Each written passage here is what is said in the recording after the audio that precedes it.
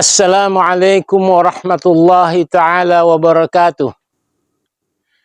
Jangan didik anak menjadi koruptor. Isyarat-isyarat kepada persoalan ini kita temukan di dalam Al-Quran dan hadis Rasulullah Sallallahu Alaihi Wasallam. Dalam surat An-Nisa ayat 9, Allah memerintahkan kepada orang tua dengan firman-Nya, "Wattaqullah wa qulu qawlan sadida." Wahai orang tua, bertakwalah kepada Allah dan ucapkanlah tutur kata yang benar. Artinya kalau bertutur kata kepada anak-anak, bertutur katalah yang benar atas dasar takwa kepada Allah Subhanahu wa taala.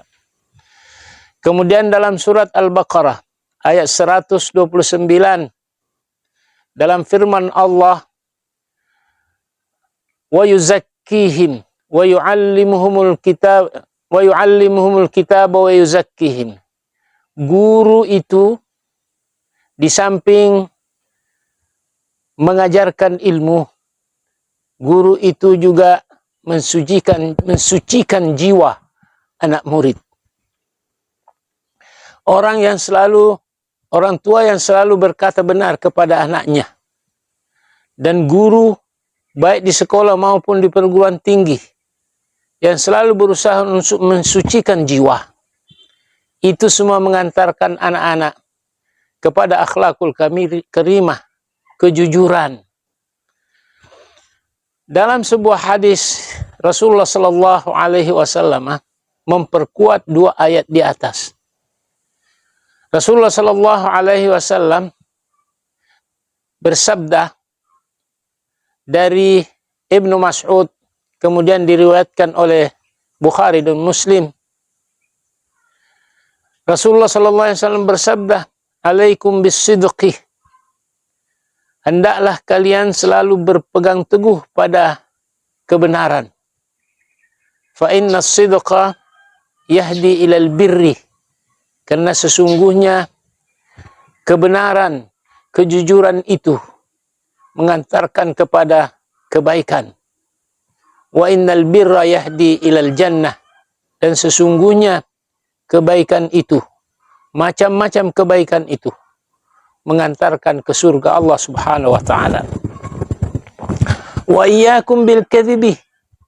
Wahai orang tua, wahai guru, wahai dosen, iyyakum wal kadhib.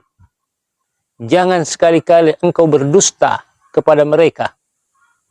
Fa inna al-kadhiba yahdi ilal fujur. Sesungguhnya dusta itu mengantarkan kepada keburukan, macam-macam keburukan. Fa innal fujura yahdi ilan nar. Dan sesungguhnya keburukan, macam-macam keburukan itu mengantarkan ke neraka jahanam. Na'udzubillah min dzalik. Anak-anak sejak kecil itu sangat dipengaruhi oleh lingkungan. Yang pertama kali adalah orang tua, kemudian lingkungan hidup, kemudian di sekolah, kemudian di perguruan tinggi. Ketika orang tua bertakwa kepada Allah dan selalu mengucapkan kata-kata yang benar, dalam arti kejujuran kepada anak, maka itu akan berbekas di dalam jiwa anak, akan berbekas dalam ingatan anak. Maka anak itu akan berperilaku jujur, akan berkata benar, tidak berdusta, sebagai pengaruh daripada kedua orang tuanya.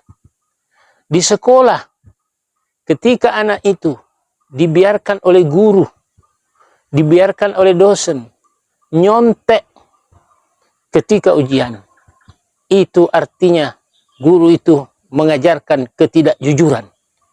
Guru itu tidak membersihkan jiwa. Ya. Ketika mahasiswa menulis karya-karya ilmiah, tetapi karyanya itu sesungguhnya adalah plagiat, itu adalah ketidakjujuran.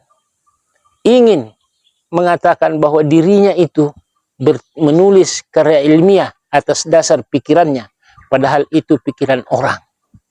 Ketika murid atau mahasiswa mencontek di dalam ujian, sesungguhnya dia berdusta, berbohong, ingin mendustai gurunya, ingin mendustai dosennya, bahwa dia sudah menjawab ujian atas dasar pemikiran dan ilmunya sendiri, padahal dia mencontek. Para pendengar yang dirahmati Allah Subhanahu wa Ta'ala, perilaku-perilaku seperti ini dari orang tua dan lingkungan hidup di sekitar, dari perguruan tinggi dan sekolah, itu akan membekas. Ketidakjujuran itu akan tertanam berakar dalam jiwa, akan teringat di dalam pikiran. Maka bisa kita saksikan bahwa orang-orang yang melakukan korupsi itu adalah orang-orang yang berpendidikan. Bapak-bapak, ibu-ibu, para pendengar yang dirahmati Allah Subhanahu wa Ta'ala, kalau anak sudah terdidik seperti itu, siapa yang berdosa? Orang tua. Siapa yang berdosa? Guru. Siapa yang berdosa? Dosen dan semua sivitas akademika. Dosa jariah. Na'udzubillahi minasyaitonirrajim. Oleh sebab itu, para pendengar, mari kita sadari betul. Kita menginginkan anak-anak yang saleh. Kita menginginkan lingkungan yang baik, yang jujur. Kita menginginkan negara ini bersih. Tidak ada korupsi. Yang ada kejujuran dan ketulusan berperilaku. Sehingga kita bisa menikmati kehidupan